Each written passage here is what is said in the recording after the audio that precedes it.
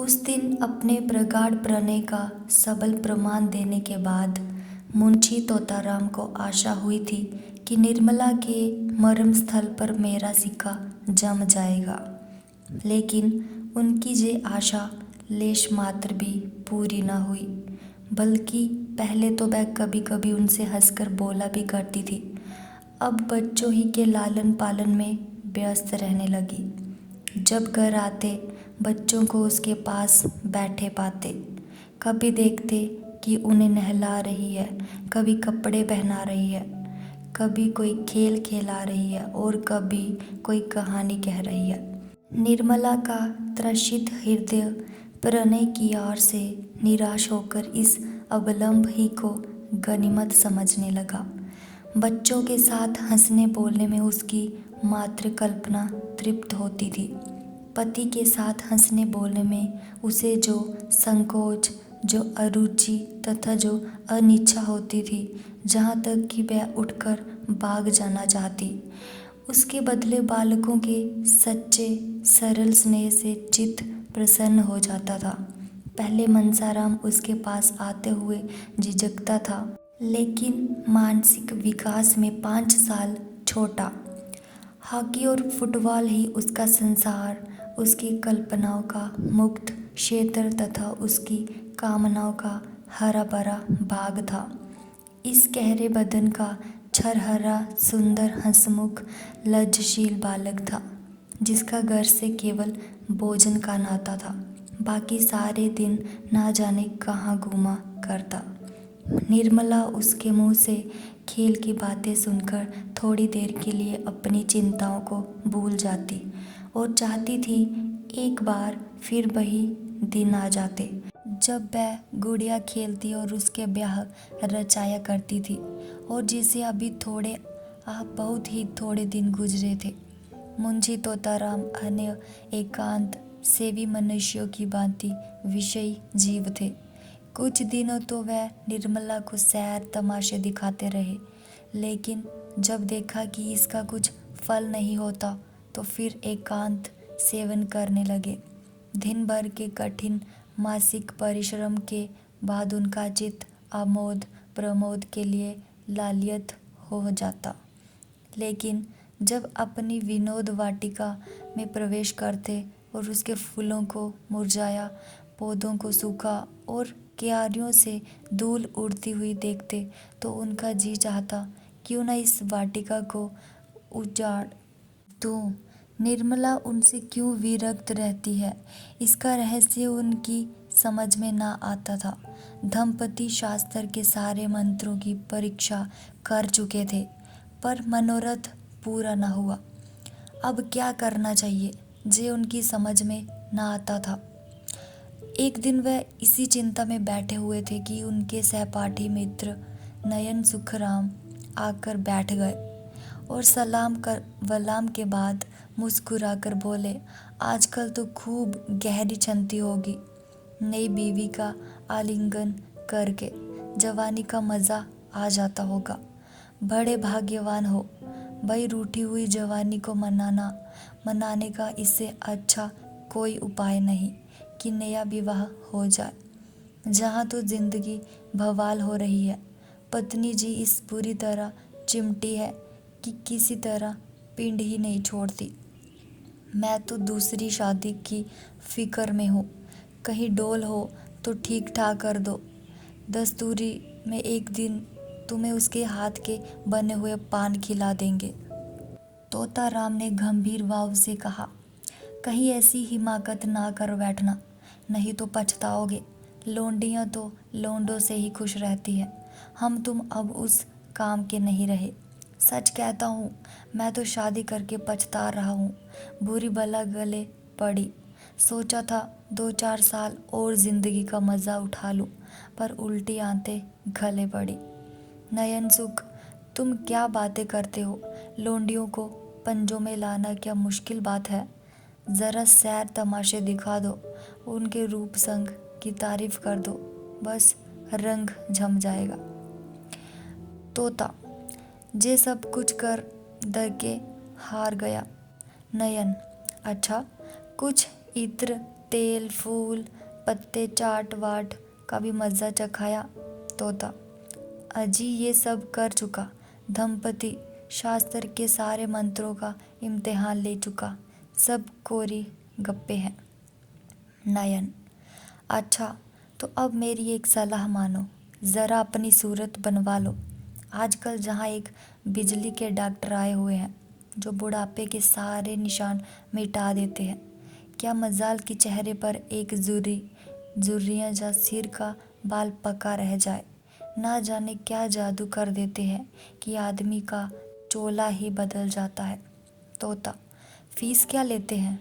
नयन fees तो सुना है शायद 500 रुपये। तोता अजी कोई पाखंडी होगा, बेवकूफ़ों को लूट रहा होगा।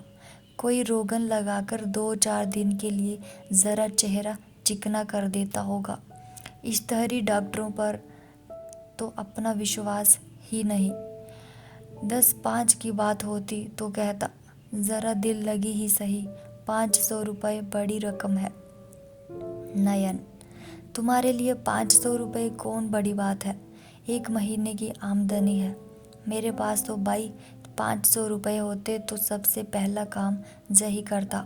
जवानी के 1 घंटे की कीमत 500 रुपये से कहीं ज़्यादा है। तोता अजी कोई सस्ता नुस्खा बताओ, कोई फ़कीरी जड़ी बूटी जो कि बिना हर फिटकरी के रंग चीखा हो जाए। बिजली और रेडियम बड़े आदमियों के लिए रहने दो, उन्हीं को मुबारक हो। नयन तो फिर रंगीलेपन का सवांग रचो।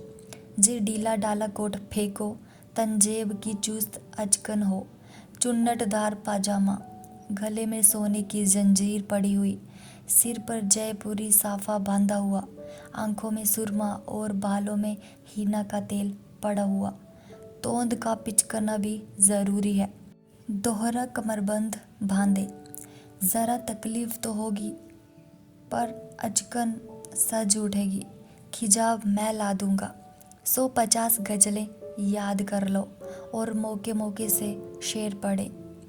बातों में रस भरा हो, ऐसा मालूम हो कि तुम्हें दीन और दुनिया की कोई फिक्र ही नहीं। बस जो कुछ है प्रियतमा ही है। जवामर्दी और साहस के काम करने का मौका ढूंढते रहो। रात को झूठ मूठ शोर करो, चोर चोर और तलवार लेकर अकेले पिल पड़ो। हाँ, ज़रा मौका देख लेना, ऐसा न हो कि सचमुच कोई चोर आ जाए और तुम उसके पीछे दौड़ो। नहीं तो सारी कलाई खुल जाएगी और मुफ्त के उल्लू बनोगे। उस वक़्त तो जवामर्दी इसी में है कि दम साधे खड़े रहो, जिससे वह समझे कि तुम्हें खबर ही नहीं हुई। लेकिन यूं ही चोर भाग खड़ा हो, तुम भी उछलकर बाहर निकलो और तलवार लेकर कहाँ कहाँ कहते दौड़ो। ज़्यादा नहीं, 1 महीना मेरी बातों का इम्तिहान करके देखे। अगर वह तुम्हारी दम न भरने लगे तो जो जुर्माना कहो मैं दूँ। तोताराम ने उस वक्त तो ये बातें हंसी में उड़ा दी, जैसा कि एक व्यवहार कुशल मनुष्य को करना चाहिए था। लेकिन इसमें की कुछ बातें उसके मन में बैठ गई। उनका असर पड़ने में कोई संदेह न था। धीरे धीरे रंग बदलने लगे, जिसमें लोग खटक न जाए। पहले बालों से शुरू किया, फिर सुरमे की बारी आई, जहाँ तक कि 1-2 महीने में उनका कलेवर ही बदल गया। गज़लें याद करने का प्रस्ताव तो हास्यास्पद था, लेकिन वीरता की डींग मारने में कोई हानि न थी। उस दिन से वह रोज अपनी जवामर्दी का कोई न कोई प्रसंग अवश्य छोड़ देते। निर्मला को संदेह होने लगा कि कहीं उन्हें उन्माद का रोग तो नहीं हो रहा। जो आदमी मूंग की दाल और मोटे आटे के 2 फुलके खाकर भी नमक सुलेमानी का मुहताज था, उसके छैलेपन पर उन्माद का संदेह हो तो आश्चर्य ही क्या। निर्मला पर इस पागलपन का और क्या रंग जमता हो, उसे उन पार दया आजे लगी। क्रोध और घृणा का भाव जाता रहा। क्रोध और घृणा उन पर होती है जो अपने होश में हो। पागल आदमी तो दया ही का पात्र है। वह बात बात में उनकी चुटकियां लेती, उनका मजाक उड़ाती, जैसे लोग पागलों के साथ किया करते हैं। हाँ, इसका ध्यान रखती थी कि वह समझ न जाए। वह सोचती, बेचारा अपने पाप का प्रायश्चित कर रहा है। ये सारा स्वांग केवल इसलिए तो है कि मैं अपना दुख भूल जाऊं। आखिर अब भाग्य तो बदल सकता नहीं, इस बेचारे को क्या जलाऊं। एक दिन रात को 9 बजे तोताराम बांकी बने हुए सैर करके लौटे और निर्मला से बोले, आज 3 चोरों से सामना हो गया। जरा शिवपुर की तरफ चला गया था, अंधेरा था ही। यूं ही रेल की सड़क के पास पहुंचा तो 3 आदमी तलवार लिए हुए ना जाने किधर से निकल पड़े। यकीन मानो तीनों काले देव थे। मैं बिल्कुल अकेला, पास में सिर्फ ये छड़ी थी। उधर तीनों तलवार बांधे हुए। होश उड़ गए। समझ गया कि जिंदगी का यही तक साथ था। मगर मैंने भी सोचा, मरता ही हूँ तो वीरों की मौत क्यों न मरूं। इतने में एक आदमी ने ललकार कर कहा, रख दे तेरे पास जो कुछ हो और चुपके से चला जा। मैं छड़ी संभाल कर खड़ा हो गया और बोला, मेरे पास तो सिर्फ ये छड़ी है और इसका मूल्य एक आदमी का सिर है। मेरे मुंह से इतना निकलना था कि तीनों तलवार खींचकर मुझ पर झपट पड़े और मैं उनके वारों को छड़ी पर रोकने लगा। तीनों झल्ला झल्ला कर वार करते थे। खटाके की आवाज़ होती थी और मैं बिजली की तरह झपट कर उनके तारों को काट देता था। कोई 10 मिनट तक तीनों ने खूब तलवार के जौहर दिखाए, पर मुझ पर रेफ तक न आई। मजबूरी यही थी कि मेरे हाथ में तलवार न थी। यदि कहीं तलवार होती तो एक को जीता न छोड़ता। खैर, कहाँ तक बयान करूं। उस वक्त मेरे हाथों की सफाई देखने काबिल थी। मुझे खुद आश्चर्य हो रहा था कि ये चपलता मुझ में कहाँ से आ गई। जब तीनों ने देखा कि जहाँ दाल नहीं गलने की, तो तलवार मयान में रख ली और पीठ ठोक कर बोले, जवान, तुम सा वीर आज तक नहीं देखा। हम तीनों 300 पर भारी गांव के गांव ढोल बजाकर लूटते हैं, पर आज तुमने हमें नीचा दिखा दिया। हम तुम्हारा लोहा मान गए। ये कहकर तीनों फिर नजरों से गायब हो गए। निर्मला ने गंभीर भाव से मुस्कुराकर कहा, इस छड़ी पर तो तलवार के बहुत से निशान बने हुए होंगे। मुंशी जी इस शंका के लिए तैयार न थे, पर कोई जवाब देना आवश्यक था। बोले, मैं बारों को बराबर खाली कर देता। 2-4 चोटें छड़ी पर पड़ी भी तो उचटती हुई, जिनसे कोई निशान नहीं पड़ सकता था। अभी उनके मुंह से पूरी बात भी न निकली थी कि सहसा रुक्मणी देवी बदहवास दौड़ती हुई आई और हाँफते हुए बोली, तोता है कि नहीं? मेरे कमरे में सांप निकल आया है। मेरी चारपाई के नीचे बैठा हुआ है। मैं उठकर भागी। मुआ कोई 2 गज का होगा। फन निकाले फुफकार रहा है। जरा चलो तो डंडा लेते चलना। तोताराम के चेहरे का रंग उड़ गया। मुंह पर हवाइयाँ छूटने लगी, मगर मन के भावों को छिपाकर बोले, सांप जहाँ कहाँ, तुम्हें धोखा हुआ होगा, कोई रस्सी होगी। रुक्मणी, अरे मैंने अपनी आंखों देखा है, जरा चलकर देख लो ना। है मर्द होकर डरते हो। मुंशी जी घर से तो निकले, लेकिन बरामदे में फिर ठिठक गए। उनके पाँव ही ना उठते थे। कलेजा धड़ धड़ कर रहा था। सांप बड़ा क्रोधी जानवर है, कहीं काट ले तो मुफ्त में प्राण से हाथ धोना पड़े। बोले, डरता नहीं हूँ, सांप ही तो है, शेर तो नहीं। मगर सांप पर लाठी नहीं असर करती। जाकर किसी को भेजूं, किसी के घर से भाला लाए। जे कहकर मुंशी जी लपके हुए बाहर चले गए। मनसाराम बैठा खाना खा रहा था। मुंशी जी तो बाहर चले गए। इधर वह खाना छोड़ अपनी हॉकी का डंडा हाथ में ले कमरे में घुस ही तो पड़ा और तुरंत चारपाई खींच ली। सांप मस्त था, भागने के बदले फन निकाल कर खड़ा हो गया। मनसाराम ने चटपट चारपाई की चादर उठाकर सांप के ऊपर फेंक दी और ताबड़तोड़ 3-4 डंडे कसकर जमाए। सांप चादर के अंदर तड़प कर रह गया। तब उसे डंडे पर उठाए हुए बाहर चला। मुंशी जी कई आदमियों को साथ लिए चले आ रहे थे। मनसाराम को सांप लटकाए आते देखा तो सहसा उनके मुंह से चीख निकल पड़ी, मगर फिर संभल गए और बोले, मैं तो आ ही रहा था, तुमने क्यों जल्दी की, दे दो कोई फेंक आए। ये कहकर बहादुरी के साथ रुक्मणी के कमरे के द्वार पर जाकर खड़े हो गए और कमरे को खूब देखभाल कर मूंछों पर ताव देते हुए निर्मला के पास जाकर बोले, मैं जब तक आऊँ जाऊँ। मनसाराम ने मार डाला। बेसमयी लड़का डंडा लेकर दौड़ पड़ा। सांप हमेशा भाले से मारना चाहिए, यही तो लड़कों में ऐब है। मैंने ऐसे ऐसे कितने सांप मारे हैं। सांप को खिला खिला कर मारता हूँ, कितनों ही को मुट्ठी से पकड़कर मसल दिया है। रुक्मणी ने कहा, जाओ भी देख ली तुम्हारी मर्दानगी। मुंशी जी जेंप कर बोले, अच्छा जाओ, मैं डरपोक ही सही, तुमसे कुछ इनाम तो नहीं मांग रहा हूँ। जाकर महाराज से कहा खाना निकाले।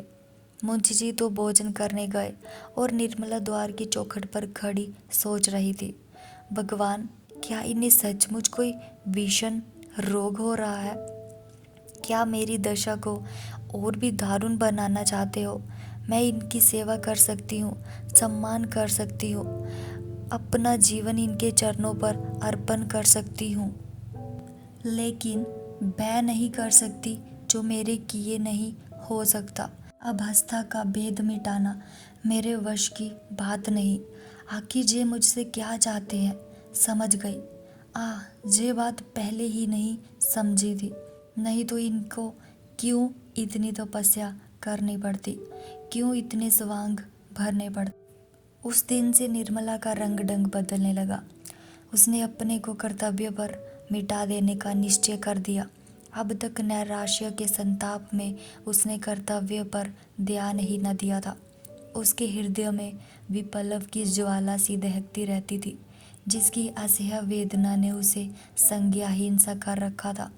अब उस वेदना का वेग शांत होने लगा। उसे ज्ञात हुआ कि मेरे लिए जीवन का कोई आनंद नहीं। उसका स्वप्न देखकर क्यों इस जीवन को नष्ट करूं? संसार में सबके सब प्राणी सुख सेज पर ही तो नहीं सोते। मैं भी उन्हीं अभागों में से हूँ। मुझे भी विधाता ने दुख की गठरी ढोने के लिए चुना है। वह बोझ सिर से उतर नहीं सकता। उसे फेंकना भी चाहूँ तो नहीं फेंक सकती। उस कठिन भार से चाहे आंखों में अंधेरा छा जाए, चाहे गर्दन टूटने लगे, चाहे पैर उठाना दुस्तर हो जाए, लेकिन वह गठरी ढोनी ही पड़ेगी। उम्र भर का कैदी कहाँ तक रोएगा? रोए भी तो कौन देखता है? किसे उस पर दया आती है? रोने से काम में हर्ज होने के कारण उसे और यातनाएं ही तो सहनी पड़ती हैं। दूसरे दिन वकील साहब कचहरी से आए तो देखा निर्मला की सहस्त्र मूर्ति अपने कमरे के द्वार पर खड़ी है। वह अनिंद्य छवि देखकर उनकी आंखें तृप्त हो गई। आज बहुत दिनों के बाद उन्हें जे कलम खिला हुआ दिखलाई दिया। कमरे में एक बड़ा सा आईना दीवार में लटका हुआ था। उस पर एक पर्दा पड़ा रहता था। आज उसका पर्दा उठा हुआ था। वकील साहब ने कमरे में कदम रखा तो शीशे पर निगाह पड़ी।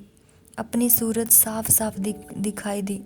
उनके हृदय में चोट सी लग गई। दिन भर के परिश्रम से मुख की कांति मलिन हो गई थी। भांति भांति के पौष्टिक पदार्थ खाने पर भी गालों की झुर्रियाँ साफ दिखाई दे रही थी। तोंद कसी होने पर भी किसी मुंहजोर घोड़े की भांति बाहर निकली हुई थी। आईने के ही सामने किंतु दूसरी ओर ताकती हुई निर्मला भी खड़ी हुई थी। दोनों सूरतों में कितना अंतर था। एक रतन जटित विशाल भवन, दूसरा टूटा फूटा खंडहर। वह उस आईने की ओर देख न सके। अपनी जे हीन अवस्था उनके लिए असहाय थी। वह आईने के सामने से हट गए। उन्हें अपनी ही सूरत से घृणा होने लगी। फिर इस रूपवती कामिनी का उनसे घृणा करना कोई आश्चर्य की बात न थी। निर्मला की ओर ताकने का भी उन्हें साहस न हुआ। उसकी ये अनुपम छवि उनके हृदय का छूल बन गई। निर्मला ने कहा, आज इतनी देर कहाँ लगाई? दिन भर राह देखते देखते आंखें फूट जाती हैं। तोताराम ने खिड़की की ओर ताकते हुए जवाब दिया, मुकदमों के मारे दम मारने की छुट्टी नहीं मिलती। अभी एक मुकदमा और था, लेकिन मैं सिर दर्द का बहाना करके भाग खड़ा हुआ। निर्मला, तो क्यों इतने मुकदमे लेते हो? काम उतना ही करना चाहिए जितना आराम से हो सके। प्राण देकर थोड़े ही काम किया जाता है। मत लिया करो बहुत मुकदमे, मुझे रुपयों का लालच नहीं। तुम आराम से रहोगे तो रुपए बहुत मिलेंगे। तोताराम, भाई आती हुई लक्ष्मी भी तो नहीं ठुकराई जाती। निर्मला, लक्ष्मी अगर रक्त और मांस की भेंट लेकर आती है तो उसका ना आना ही अच्छा। मैं धन की भूखी नहीं हूँ। इस वक्त मनसाराम भी स्कूल से लौटा। धूप में चलने के कारण मुख पर पसीने की बूंदें आई हुई थी। गोरे मुखड़े पर खून की लाली दौड़ रही थी। आंखों से ज्योति सी निकलती मालूम होती थी। द्वार पर खड़ा होकर बोला, अम्मा जी लाइए कुछ खाने का निकालिए, ज़रा खेलने जाना है। निर्मला जाकर गिलास में पानी लाई और एक तश्तरी में कुछ मेवे रखकर मनसाराम को दिए। मनसाराम जब खाकर चलने लगा तो निर्मला ने पूछा, कब तक आओगे? मनसाराम, कह नहीं सकता। गोरों के साथ हॉकी का मैच है, बारक जहाँ से बहुत दूर है। निर्मला, भाई जल्दी आना, खाना ठंडा हो जाएगा तो कहोगे मुझे भूख नहीं है। मनसाराम ने निर्मला की ओर सरल स्नेह भाव से देखकर कहा, मुझे देर हो जाए तो समझ लीजिएगा वही खा रहा हूँ, मेरे लिए बैठने की ज़रूरत नहीं। वह चला गया तो निर्मला बोली, पहले तो घर में आते ही ना थे, मुझसे बोलते शर्माते थे। किसी चीज़ की ज़रूरत होती तो बाहर से ही मंगवा भेजते। जब से मैंने बुलाकर कहा तब से आने लगे हैं। तोताराम ने कुछ चिढ़कर कहा, जे तुम्हारे पास खाने पीने की चीज़ें मांगने क्यों आता है? दीदी से क्यों नहीं कहता? निर्मला ने ये बात प्रशंसा पाने के लोभ से कही थी। वह ये दिखाना चाहती थी कि मैं तुम्हारे लड़कों को कितना चाहती हूँ। जे कोई बनावटी प्रेम न था, उसे लड़कों से सचमुच स्नेह था। उसके चरित्र में अभी तक भाल भाव ही प्रधान था। उसमें वही उत्सुकता, वही चंचलता, वही विनोद प्रियता विद्यमान थी और बालकों के साथ उसकी ये भाल वृत्तियाँ प्रफुल्लित होती थी। पत्नी सुलभ ईर्ष्या अभी तक उसके मन में उदय नहीं हुई थी, लेकिन पति के प्रसन्न होने के बदले नाक बो सिकोड़ने का आशय न समझकर बोली, मैं क्या जानूं, उनसे क्यों नहीं मांगते? मेरे पास आते हैं तो दुत्कार नहीं देती। अगर ऐसा करूं तो यही होगा कि जे लड़कों को देखकर जलती है। मुंशी जी ने इसका कुछ जवाब न दिया, लेकिन आज इन्होंने मुवक्किलों से बात नहीं की, सीधे मनसाराम के पास गए और उसका इम्तिहान लेने लगे। जे जीवन में पहला ही अवसर था कि इन्होंने मनसाराम या किसी लड़के की शिक्षोन्नति के विषय में इतनी दिलचस्पी दिखाई हो। उन्हें अपने काम से सिर उठाने की फुर्सत ही ना मिलती थी। उन्हें इन विषयों को पढ़े हुए 40 वर्ष के लगभग हो गए थे। तब से उनकी और आंख तक न उठाई थी। वह कानूनी पुस्तकों और पत्रों के सिवा और कुछ पढ़ते ही ना थे। इसका समय ही ना मिलता। पर आज उन्हीं विषयों में मनसाराम की परीक्षा लेने लगे। मनसाराम जहीन था और इसके साथ ही मेहनती भी था। खेल में भी टीम का कैप्टन होने पर भी वह क्लास में प्रथम रहता था। जिस पाठ को एक बार देख लेता पत्थर की लकीर हो जाती थी। मुंशी जी को उतावली में ऐसे मार्मिक प्रश्न तो सूझे नहीं, जिनके उत्तर देने में चतुर लड़के को भी कुछ सोचना पड़ता, और ऊपरी प्रश्नों को मनसाराम से चुटकियों में उड़ा दिया। कोई सिपाही अपने शत्रु पर बार खाली जाते देखकर जैसे झल्ला झल्लाकर और भी तेजी से वार करता है, उसी भांति मनसाराम के जवाबों को सुन सुनकर वकील साहब भी झल्लाते थे। वह कोई ऐसा प्रश्न करना चाहते थे जिसका जवाब मनसाराम से ना बन पड़े। देखना चाहते थे कि इसका कमज़ोर पहलू कहाँ है। ये देखकर अब उन्हें संतोष न हो सकता था कि वह क्या करता है। वह ये देखना चाहते थे कि ये क्या नहीं कर सकता। कोई अभ्यस्त परीक्षक मनसाराम की कमजोरियों को आसानी से दिखा देता, पर वकील साहब अपनी आधी शताब्दी की भूली हुई शिक्षा के आधार पर इतने सफल कैसे होते। अतः में उन्हें अपना गुस्सा उतारने के लिए कोई बहाना न मिला, तो बोले, मैं देखता हूँ तुम सारे दिन इधर उधर मटर गश्ती किया करते हो। मैं तुम्हारे चरित्र को तुम्हारी बुद्धि से बढ़कर समझता हूँ, और तुम्हारा यूं आवारा घूमना मुझे कभी गवारा नहीं हो सकता। मनसाराम ने निर्भीकता से कहा, मैं शाम को 1 घंटा खेलने के लिए जाने के सिवा दिन भर कहीं नहीं जाता। आप अम्मा जा बुआ जी से पूछ लें। मुझे खुद इस तरह घूमना पसंद नहीं। हाँ, खेलने के लिए हेडमास्टर साहब से आग्रह करके बुलाते हैं तो मजबूरन जाना पड़ता है। अगर आपको मेरा खेलना जाना पसंद नहीं है तो कल से ना जाऊंगा।